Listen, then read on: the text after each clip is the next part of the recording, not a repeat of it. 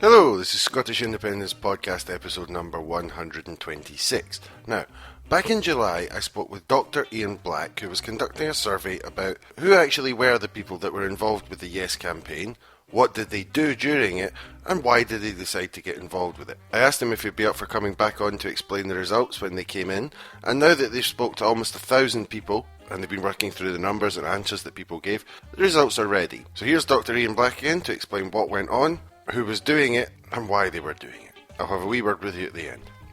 Hi Ian, how's it going? Going very well, thank you. How are you? Yeah, not bad. That's been about a year since we spoke. It was July last time, so 10 months. And when we spoke the last time, you were in the process of doing the research and getting people to do the forms about who was involved in the Scottish Independence campaign. When we spoke about a year ago, the last question I asked you was, you as a campaigner who was involved in this, is it difficult to keep this academically neutral? So I'm going to make that the first question, although I'm changing it now then to past tense. Was it difficult to keep yourself academically neutral?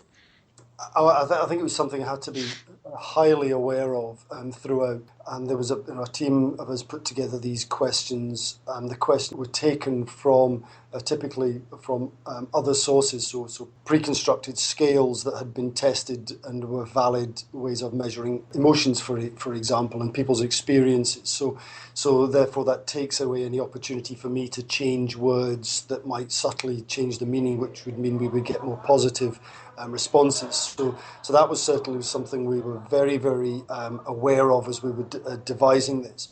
And then into the analysis phase and into the interpretation phase, I asked a colleague who's a member of the Labour Party and very much on no side to act as my critical friend within this, and to check, first of all, the types of statistics that we were running, and then also the answers and the interpretation of those answers.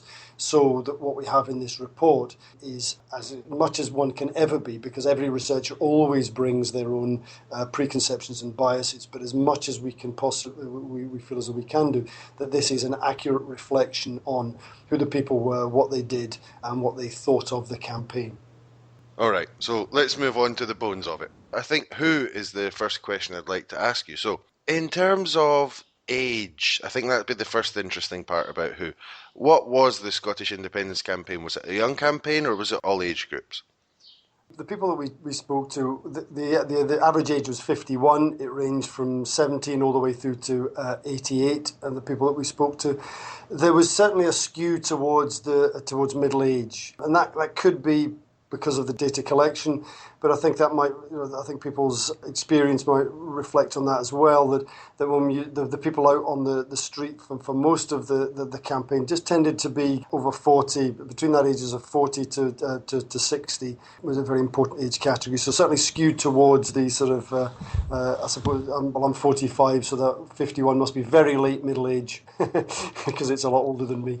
That's actually quite interesting because it seems a little counterintuitive because, a lot of the most visible stuff in the campaign, like National Collective and RIC, were sort of younger groups, but when you're saying an average is sort of late middle age, that seems different from what we normally think about the campaign.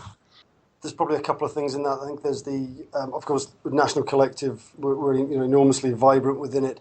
Maybe there was an element of the people that were right at the front of the photos weren't necessarily some of the people who were doing the hard work in the background. I think that maybe there was an element of that. There's certainly, we could see that locally, that we try to stage manage the odd photo with the people doing the work maybe in the background being a little bit older. So I think there might have been an element of that. The other thing that's worth saying, go right back to the sample and the methodology that we used here. We spent a number of months trying to negotiate with the person who remained in charge of Yes Scotland, or was the responsible person, is the legal phrase, trying to get hold of a very large database of Yes volunteers, and we weren't ultimately able to do that. So we then collected the data by a snowballing technique online, and we put it out via Bella Caledonia, via Commonweal. I contacted a number of Yes groups, continuing Yes groups. RIC, we spoke to Women for Independence. So it did depend to a degree on who was still been able to contact people in that way. And one of the groups that I think it'd be fair to say we were underrepresented were the younger age groups. When we spoke to Yes Youth and Students, for example, the numbers that we got back from there were not as high as maybe when we pushed it out on Bella Caledonia. So I think there's probably a skew in the data, an underrepresentation in the data. But I think there's probably the people who maybe did more of the organising and the work. I'm pretty confident that sort of older age group represents them.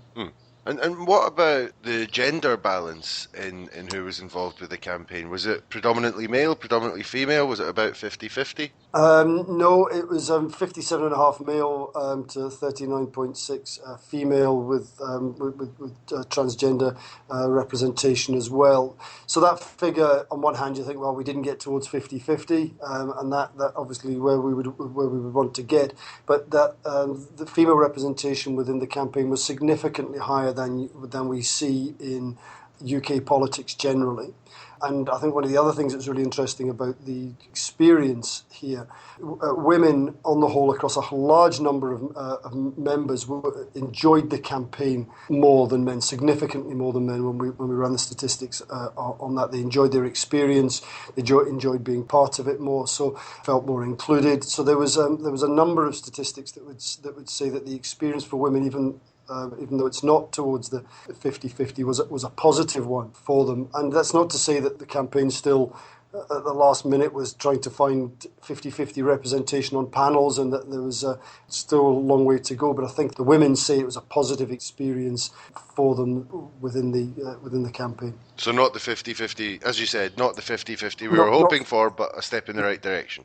And I think one of the things that's, and certainly from my own experience, and I've spoken, you speak to other people about this. For every hour that I did, my wife did another hour. She was looking after the family, and that was that. I think that came down to in a lot of areas that there were people, women at home, wanting to campaign, but the gender roles, family duties, were shared unequally. And to move on a bit as well, because it's time to annoy that strange section of society that like to deny that social class exists. There are some people out there that have the kind of strange idea that it doesn't exist anymore, or they would at least like to pretend that it doesn't exist anymore. But, well, I think it does. So in terms of social class, a lot of the statistics showed that a lot of the people that voted yes were sort of more towards the working class spectrum. But what about the people actually involved in the campaigning? Did that same statistic sort of play out? The first thing, we measured class mainly by occupation. So people told us what their occupation was and we classified them from there. What we found very strongly, so 50.4% reclassified themselves as lower managerial, administrative and professional occupations. So that's teachers, health professionals, sales executives, social workers and the like. We had quite a high percentage, 17.3, say they were higher managerial, but that was mainly, I think, because of people who were self-employed, granting themselves the title of chief executive. So they might have only had a... but I think one of the things that I found interesting was that we didn't find, whereas the vote was supposed to come from, as you described, that class in Scotland, we were only finding 7.7% of people in intermediate occupations, such as police officers and that sort of sergeant below, firefighters, local government officers, and then at the routine occupation level, so that's welders, pipe fitters, hairdressers, etc. We were down into 2.5% there. So that was a much smaller that we picked up. But that's those that are actually campaigning, not those that were voting yes. Yeah, and I think this was a survey that was made quite clear that people were filling in if they had campaigned.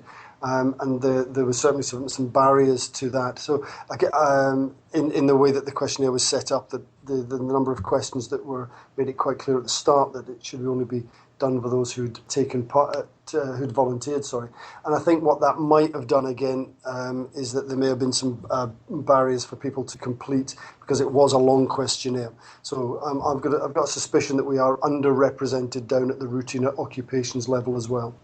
There's another area in the WHO, we've talked about class and age and gender, but ethnicity, which also leads into the kind of campaign, but we'll get to that. But what was the ethnicity of the campaign?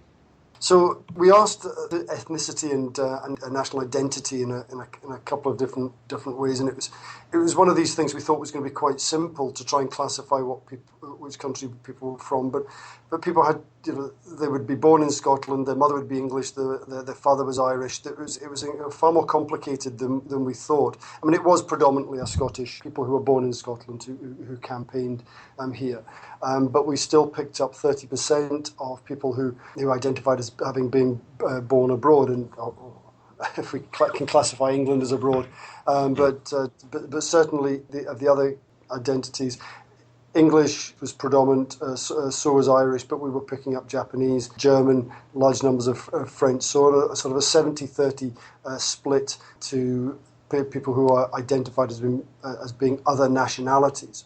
We also asked people about national identity, and I think this is one that I found really interesting, because it was one of the narratives of the campaign is that it was either civic nationalism, where people saw what Scotland as a country could be, as a better place, versus the No campaign seeing as an ethnic nationalism. It was just us nasty Nats, and playing on some fairly dark characteristics of European history there.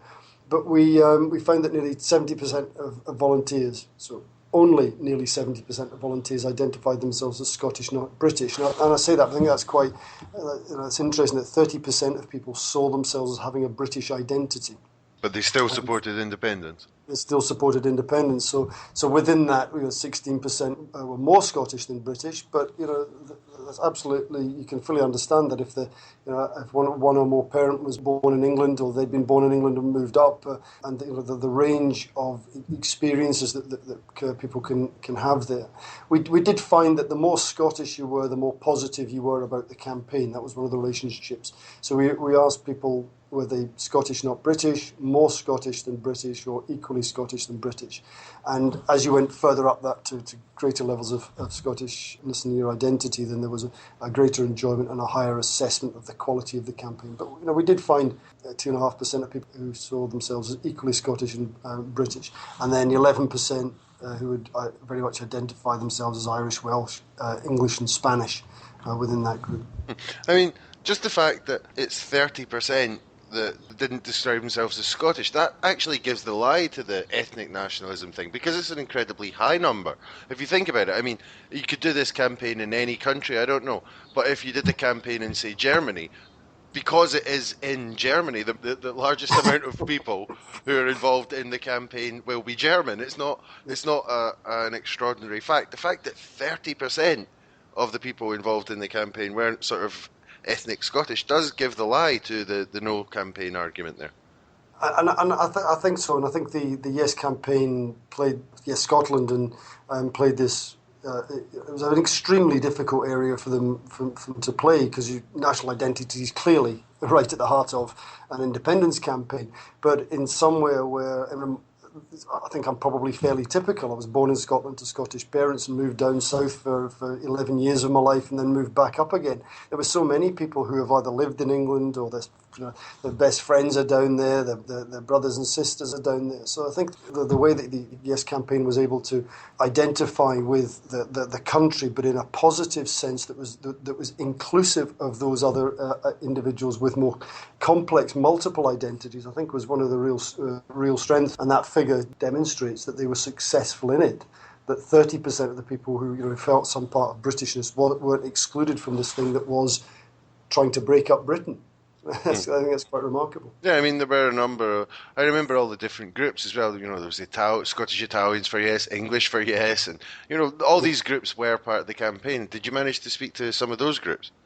When we get down to the sample size, then they're absolutely tiny. So we did pick up, I think, 10 members of English for Yes, for example. But I think that 11% figure of Irish, English, Welsh, and Spanish kind of gives an idea. And obviously, certainly within the Irish and the Spanish communities, you can see the independence movements either being very close to close history or as a live topic. I think that might have been a draw card to it. And certainly in our local group, we had a large number of Welsh people come up because they were drawn to the campaign in that way as hope for their own experiences, their own opportunities later. To move on from the Who, let's move on to the what, in the sense of what did these campaigners do? Now, this is going to be a big question because there are so many different campaigns in